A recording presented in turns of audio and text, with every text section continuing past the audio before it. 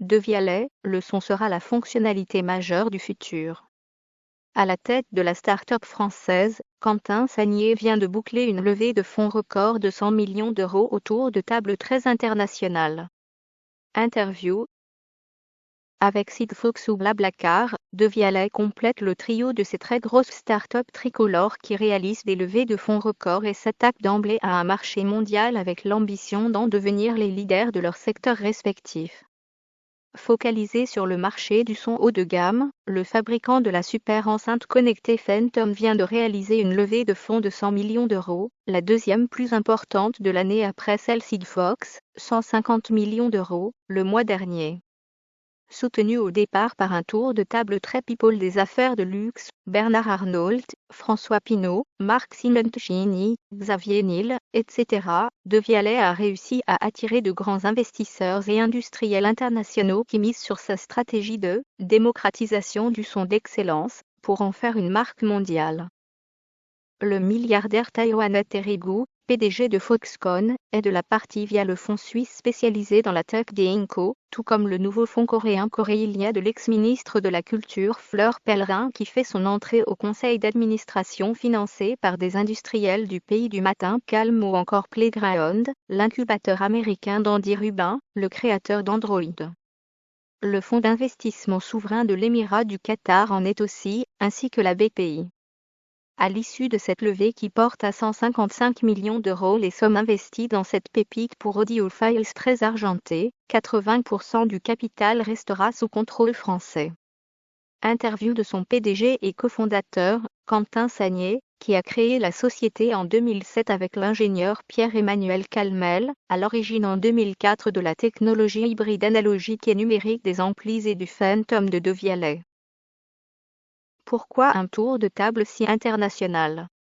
Il y a des Américains, des Européens et c'est vrai, des Asiatiques, ce qui n'est pas très courant en France dans les start-up. Mais on est des industriels qui font du hardware, du matériel, et les Asiatiques qui sont très forts dans ce domaine s'y intéressent beaucoup. On oublie parfois que, sans iPhone, il n'y aurait pas d'Uber ou de Airbnb, l'invention de services serait impossible sans tous ces nouveaux produits du numérique. La société Internet sud-coréenne Nave, qui participe au tour de table via le fonds Corelia Capital monté par Fleur Pellerin partage avec nous l'idée selon laquelle la fonctionnalité majeure du futur sera le son, celui que l'on écoute, de la commande vocale, de la traduction simultanée. Il y a une logique industrielle pour tous ces partenaires qui nous rejoignent. En attendez-vous des synergies pour optimiser votre production ? Les synergies ne porteront pas sur nos produits mais sur des projets de recherche. Il n'est pas question par exemple de confier la fabrication de nos produits à l'industriel taïwanais Foxconn qui produit l'iPhone d'Apple. Nous avons beaucoup investi dans notre outil industriel en France où nous comptons 2 usines en propre sans compter la vingtaine de sous-traitants qui participent à la production du Phantom. Comment se portent vos ventes ?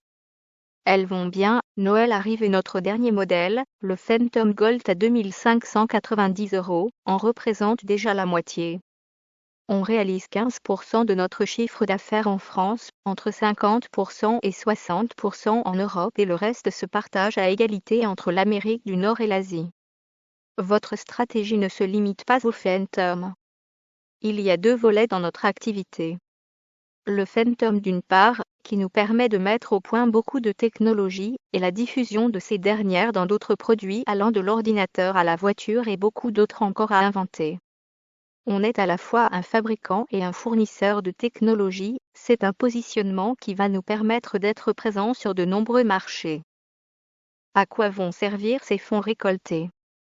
On va encore investir dans les technologies et la R&D, mais aussi dans notre réseau de distribution qui s'étoffe. On a ouvert des boutiques en propre à Paris et en province, à Singapour, à Londres et la semaine dernière à New York. On est également présent dans les Apple Store, les Fnac où l'on a mis au point un concept de « chambres immersives » qui permet d'écouter le Phantom dans une cabine. On développe également des filiales en Chine, en Corée, au Japon, à Taïwan, tout cela demande de recruter des équipes et pas mal d'argent. Pensez-vous à une introduction en bourse et si oui, quand ? C'est la logique si l'on veut rester indépendant. Il faudra trouver le bon timing en confirmant nos ambitions de développement, consolider nos investissements, faire plusieurs exercices positifs. On va déjà commencer à gagner de l'argent cette année et l'horizon auquel on travaille pour la bourse, c'est 2019.